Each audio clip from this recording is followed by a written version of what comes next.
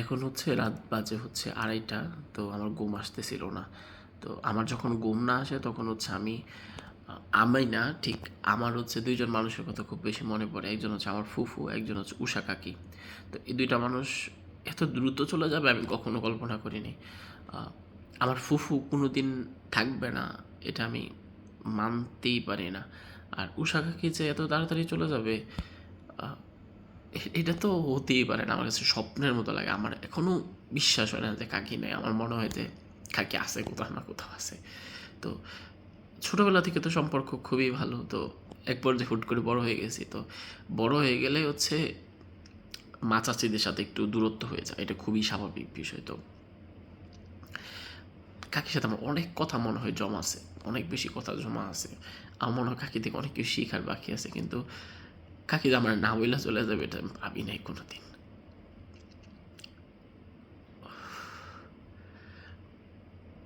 আমার কোনো মেসেজের কথা মনে পড়ে না যে এই মেসেজটার কথা মনে আছে যেটা আসার পরে আমি শকড হইছি। যেদিন উষা কাকি মারা যায় সেদিন সকালবেলা আমি ঘুম থেকে উঠছি, দেরিতে উঠছি। উঠে হচ্ছে ফজরের নামাজ পড়ছি আনফরচুনেটলি সেদিন। কেন জানি? আনফরচুনেটলি বলার কারণ হচ্ছে আমি তখন নামাজ পড়ি না। এখনও পড়ি না। তো ওই যে নামাজ পড়ছি, তখন হচ্ছে উষা কাকি হচ্ছে হাসপাতালে ভর্তি ছিল। অনামিকা হচ্ছে আমাকে একটা মেসেজ দিছে যে উষা কাকি মারা গেছে।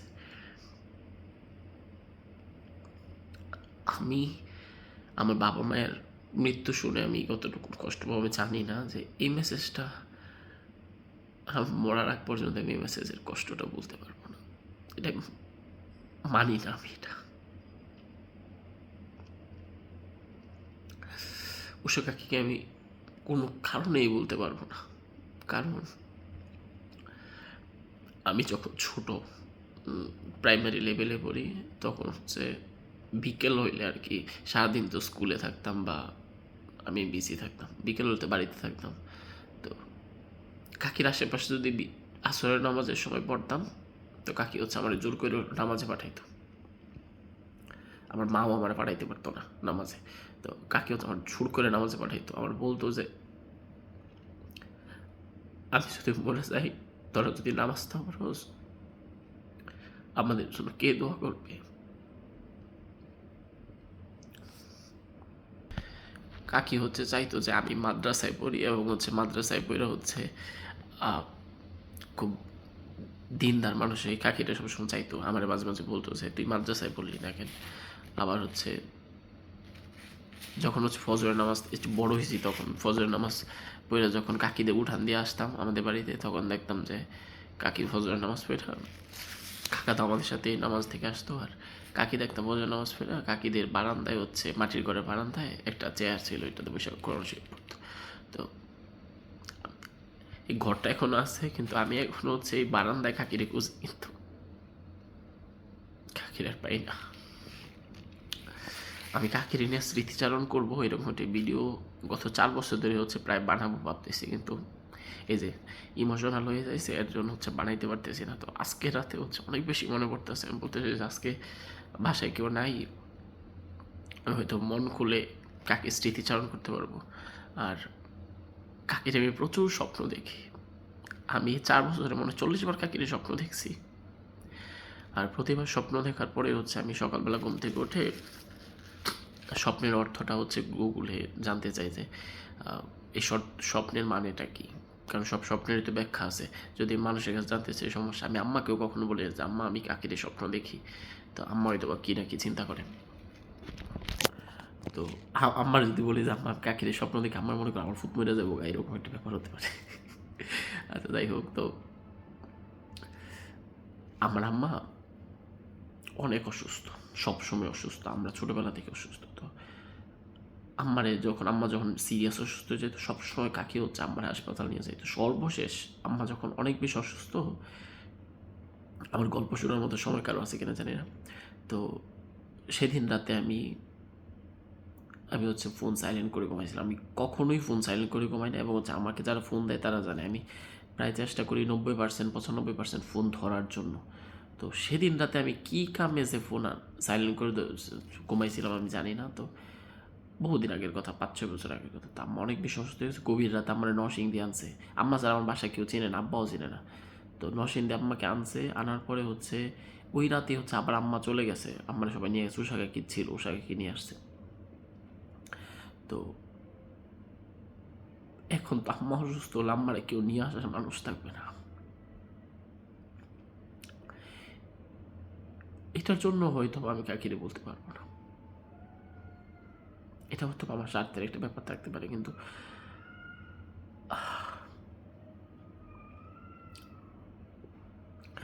ও আমি যে স্বপ্ন দেখতাম কাকির, স্বপ্নের মানেগুলোর কথা বলি তো, খুব কাকির কবরে গিয়ে আমি খুব কান্নাকাটি করে আল্লাহর কাছে দোয়া করছি। এগুলো শখ করার কিছু নয় যে আমার ফ্যামিলি মেম্বার্স মারা গেছে একজন, তো ওনার জন্য আমি ফেসবুকে এসে কান্নাকাটি করতেছি, ব্যাপার এরকম না। আমি মন থেকে যে আল্লাহ যেন কাকিরে ভালো রাখে, কারণ কাকি অনেক বেশি কষ্ট করছে জীবনে, অনেক বেশি স্ট্রাগল করছে। এবং হচ্ছে মায়েরা তো এরকমই হয়। কাকির ছেলেরা দুইজন কিন্তু মালদ্বীপ ছিল। কাকিকে কাকি যে দামি দামি শাড়ি পরতো আর কি, যখন স্কুলে চাকরি করতো, ততটুকুন দামি কাপড়ও কাকি লাস্ট পরে নাই যতক্ষণ যখন ছেলেরা ইনকাম করছে। তা আমার জন্য অনেক বেশি কষ্ট হয়, মাঝে মাঝে আবার খুব হালকা পাতলা রাগ হয়ে যায়। কাকি জীবনে এত বেশি কষ্ট করলো কিন্তু কাকি বিলাসিতা করলো না, বা হচ্ছে এই যে মানুষ বলে না যে খাইয়া মরতাছে না, এই ব্যাপারটা আমি মানতে পারি না। কাকির ছেলে মেয়েরাও মনে হয় তবে একই রকম ব্যাপারটা। কাকি সারা জীবন এত বেশি কষ্ট করছে কিন্তু কাকি ওই রকম বুক করতে পারেনি। আল্লাহ কাকির জান্নাতে ভালো রাখুক, অনেক বেশি ভালো রাখুক। আর স্বপ্নের মানেগুলা প্রত্যেকটাই পজিটিভ, আলহামদুলিল্লাহ। আমি হচ্ছে এতে সান্ত্বনা পাই যে আলহামদুলিল্লাহ কাকি ভালো আছে। আর আমি যখন রাস্তায় লাল চুলওয়ালা কাউরে দেখি কাকির মতো,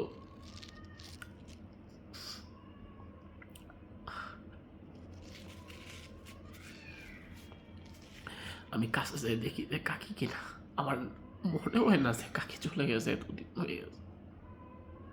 মনে হয় কাকি কোথাও আছে। বিশ্বাস করেন, একটা মানুষ তো দ্রুত চলে যেতে পারে না।